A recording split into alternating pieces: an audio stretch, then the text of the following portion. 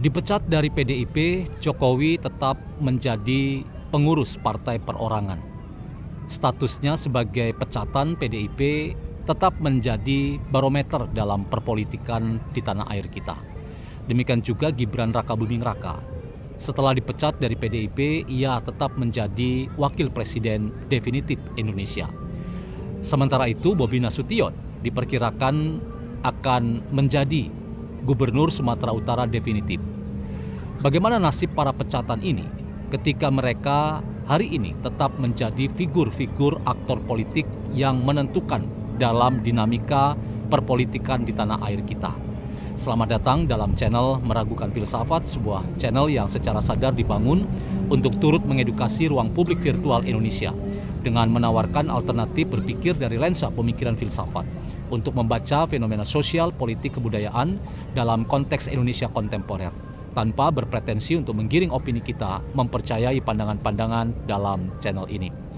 Teman-teman, nasib para pecatan yang saya sebutkan tadi, masing-masing Jokowi, Gibran, dan Bobi, ternyata tidak diperkirakan sebelumnya oleh PDIP bahwa karir politik mereka akan selesai dan hancur, dan kemudian mereka menjadi aktor-aktor politik gelandangan yang tidak punya pengaruh apa-apa di ruang-ruang publik yang mereka hadiri dan masuki.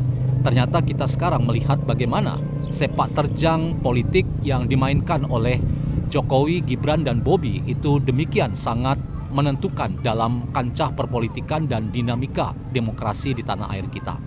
Masing-masing mereka hari ini harus kita sebut sebagai salah satu atau salah seorang dari barometer perpolitikan tanah air kita yang peran-peran mereka itu sangat signifikan dalam rangka menggerakkan dinamika demokrasi di tanah air kita. Jokowi setelah dipecat malah menjadi figur yang berada di depan dalam turut memainkan dinamika perpolitikan dan demokrasi di tanah air kita. Demikian juga sosok yang bernama Gibran, ia adalah wakil presiden definitif. Demikian juga Bobi, ia menjadi orang yang bersama pasangannya terpilih sebagai gubernur dan wakil gubernur Sumatera Utara.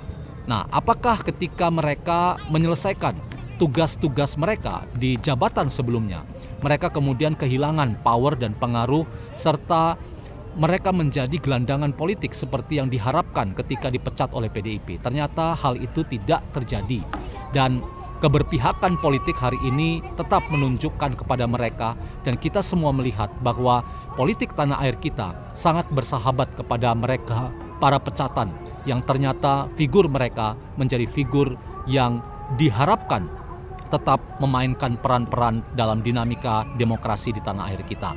Tidak ada sedikit pun kesangsian untuk ketiga figur ini menjadi figur utama dalam memainkan peran bagi Indonesia hari ini dan ke depan.